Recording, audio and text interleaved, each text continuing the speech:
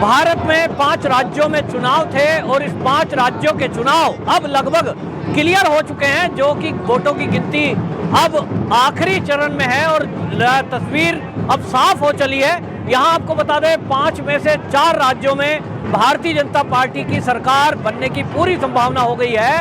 उत्तर प्रदेश की तस्वीर तो सुबह से ही क्लियर हो गई थी, जहां कुछ ही घंटों बाद बहुमत का आंकड़ा भारतीय जनता पार्टी ने पार कर लिया था। और इसीलिए आप मेरे पीछे देखेंगे कि ये भारतीय जनता पार्टी का मुख्यालय है और यहाँ किस तरह से भारतीय जनता पार्टी के जो कार्यकर्ता हैं इनमें उत्साह है, ढोल नगाड़े बज रहे हैं। और यहाँ जो मेरे पीछे आप ये स्टेज देख रहे हैं, इसमें कुछ ही थोड़ी देर बाद यहाँ नरेंद्र मोदी जी प्रधानमंत्री पधारने वाले हैं अपने कार्यकर्ताओं के बीच, और वो आकर के उत्साह बढ़ाते हैं कार्यकर्ताओं का। अब जिस तरह के आंकड़े आए हैं, इसमें आपको बता दूं उत्तराखंड का है, जिसमें उत्तराखंड में भारतीय जनता पार्टी को 47 सीटें मिलती हुई क्लियर हो रही है। अभी हालांकि अंतिम जो वोट है उसके गिनने में टाइम है, लेकिन अब ये आंकड़े में 1 या 2 का फर्क पड़ेगा, ज़्यादा बहुत बड़ा फर्क पड़ने वाला नहीं है। तो 47 सीटें भारतीय जनता पार्टी को मिल रही हैं, 20 सीटें कांग्रेस को मिल रही हैं। इसका मतलब बिल्कुल क्लियर है कि उत्तराखंड में जो उम्मीद की जा रही थी कि वहाँ एक कांटे की टक्कर होगी, वो कहीं ज़्यादा वो नैरेटिव फेल साबित हुआ और धामी के ऊपर लोगों ने विश्वास जताया। उत्तराखंड में जब हम बात कर रहे थे तो लोगों का कहना था कि जिस तरह का अभी यहाँ धामी जी ने काम शुरू किए हैं, पुष्कर धामी जी ने अभी जो काम शुरू किए हैं, एक युवा चेहरा भी हैं और उनको समय मिलना चाहिए, अभी समय नहीं मिला, तो लोगों ने विश्वास जताया है। और जो केंद्र सरकार की योजनाएं वहां मिल रही थी उसमें लोगों का विश्वास जगा है, महिलाओं ने बड़ी संख्या में वोट किया है।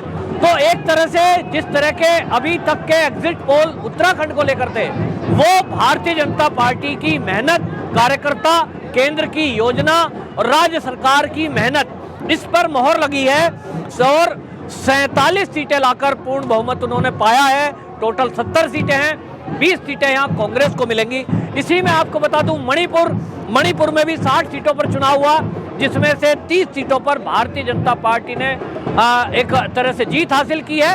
और यहाँ महत्वपूर्ण ये है कि कांग्रेस के पास मात्र 6 सीटें हैं, 24 सीटें यहाँ अन्य को मिली हैं। और ये जो अन्य है 24, इसमें से भारतीय जनता पार्टी गठबंधन के साथ बहुत सारी संख्या में जाने वाले लोग हैं। यानी बिल्कुल क्लियर, जैसा माना जा रहा था मणिपुर के बारे में भी, भारतीय जनता पार्टी अपने बल पर वहां सरकार बनाएगी। गोवा में नेक टू नेक फाइट है, ये पहले से कहा जा रहा था। भारतीय जनता पार्टी को यहाँ 18 सीटें मिली हैं, 12 सीटें कांग्रेस को मिली हैं, लेकिन यहाँ टीएमसी ने भी अपना खाता खोला है, 4 सीट प्राप्त की है। इसी में आप देखेंगे ये 4 सीटें प्राप्त करके कांग्रेस, ऐसा माना जा रहा है कि कांग्रेस और टीएमसी ये आपस में मिल सकते हैं, लेकिन इसकी संभावना इसलिए कम है क्योंकि गोवा में जो मैंडेट मिला है, जो लोगों ने सरकार बनाने के लिए बहुमत दिया है, वो 18 सीटें देकर गोवा में भारतीय जनता पार्टी को एक तरह से जनादेश मिला है। सबसे ज़्यादा सीटें मिली हैं और सबसे ज़्यादा सीटें मिली हैं तो सरकार बनाने का मौका तो सबसे पहले बीजेपी को दिया जाएगा, सावंत को दिया जाएगा। पंजाब की भारतीय जनता पार्टी ने उम्मीद ही नहीं करी थी शुरू से।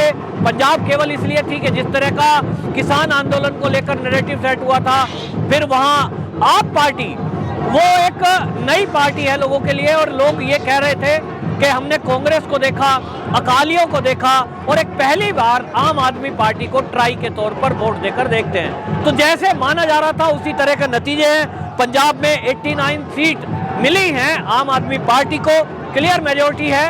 17 सीटें कांग्रेस को मिली हैं।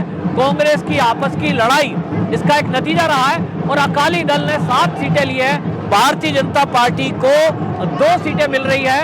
ये एक तरह से आपको बताएं, भारतीय जनता पार्टी को 2 सीटें मिलकर उसने अपना खाता खोला है। और अगर उत्तर प्रदेश की बात करें तो 403 सीटें उत्तर प्रदेश में थी और इस 403 सीटों में 265 सीटों का रिजल्ट अभी तक क्लियर हो चुका है और इसमें अभी और इजाफा होने की जरूरत है। लेकिन अब जैसा कि जानकार कह रहे हैं और हमने भी कई बार देखा है कि अभी जो ईवीएम की गिनती है वो लगभग पूरी होने की तरफ है और ये 265 से ये दो या 3 सीटें और बढ़ सकती हैं। मेरा वैसे आकलन ये है कि अभी 7 सीटें इधर खाते में आ सकती हैं, 5 से 7 सीटें, यानी 270 का आंकड़ा भारतीय जनता पार्टी शाम होते होते छू सकती है, जब तक अभी, क्योंकि चुनाव की गिनती, वोटों की गिनती कई चरणों में होनी है और अभी 6 से 7 चरण की गिनती अभी बाकी है।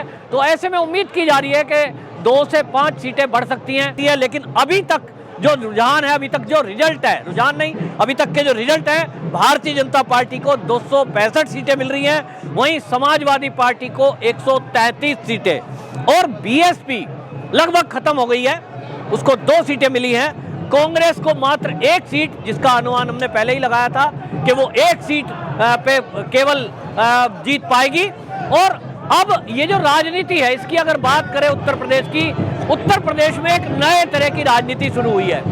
उत्तर प्रदेश में अब जातिगत आधार पर अगर कहें, MY फैक्टर की बात करते थे कि यादव और मुस्लिम, ये पहली बार है कि लगभग 20% यादवों ने बीजेपी को वोट किया।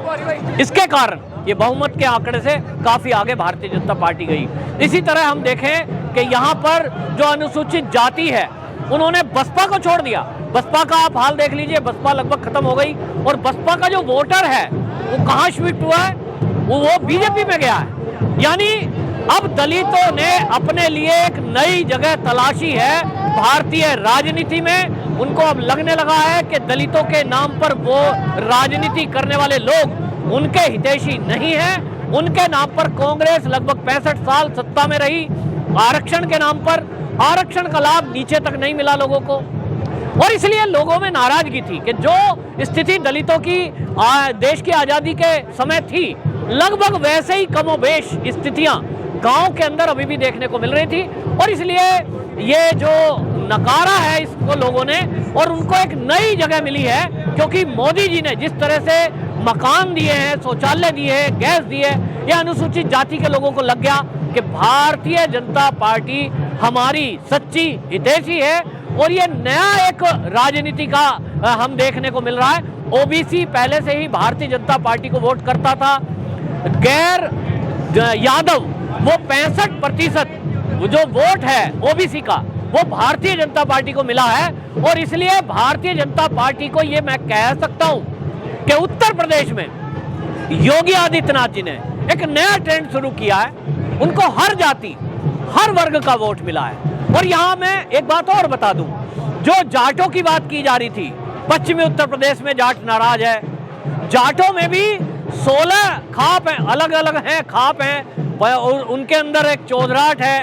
वो सब चीजें लेकर के, उनमें भी अलग अलग जातियां हैं, वो सब लेकर के नैरेटिव फैलाने वाले लोग विफल हो गए हैं। वरना ये बहुमत, प्रचंड बहुमत जो मिला है, मैं इसको प्रचंड बहुमत इसलिए कहूंगा कि शुरू से एक नैरेटिव बनाया जा रहा था, योगी जी की सरकार बनेगी कि नहीं बनेगी। और समाजवादी पार्टी और उनके जो चैनल थे, उनके चैनल में इसीलिए कह रहा हूं कि कुछ लोगों को इसी काम में लगाया गया था। वो समाजवादी की सरकार बना रहे थे।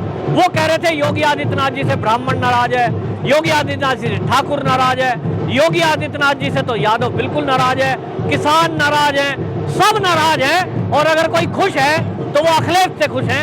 ये एक नैरेटिव सेट करने की कोशिश कर रहे थे। लेकिन अब जो रिजल्ट है, उन्होंने बता दिया कि ये अनुमान पहले से था, और ये अनुमान पहले से लगाया जा रहा था।